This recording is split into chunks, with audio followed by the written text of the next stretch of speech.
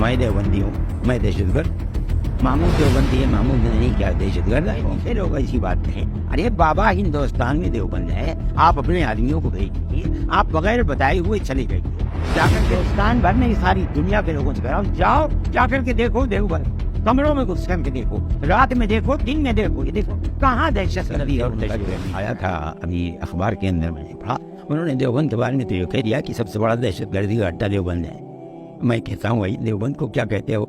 देवबंद दहशतगर्दी का अड्डा है, आके पढ़ो तो देखो तो। मैं देवबंदी हूँ, मैं दहशतगर्द। महमूद देवबंदी है, महमूद नहीं क्या दहशतगर्द है? वो ये क्या बात कह दी कि देवबंद दहशतगर्दी है? देवबंद ने मुल्क की आज़ादी के लिए जो कुर्बानियाँ दी हैं, 10-10 साल जेल के अंदर हैं। कोई माई का लाल बताए तो माल्टा की जेल के अंदर 4 साल जाकर तक कैद रहे हैं। किस लिए रहे हैं?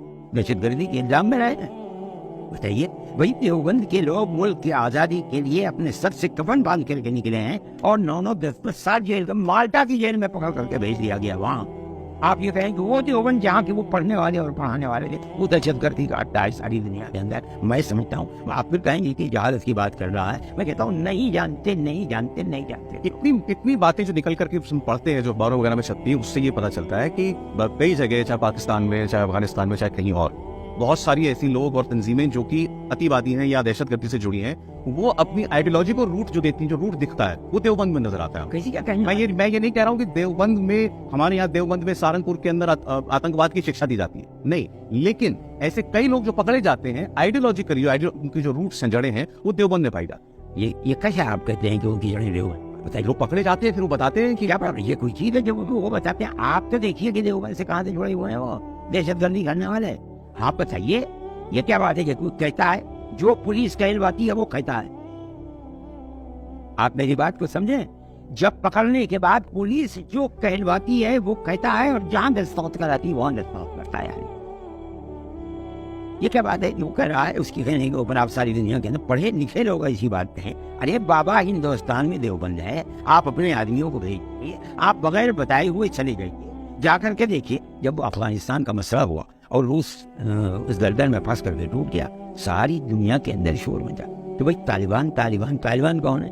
देवबंदी देवबंद। तो अमेरिका, स्विट्जरलैंड, बरतानिया, फ्रांस, इनके आदमी सफारत खाने से छुप छुप करके आए, हमारे यहाँ ठहरते थे और रात में 12 बजे एक एक कमरे में जाकर के देखते थे कहाँ क्या हो रहा है।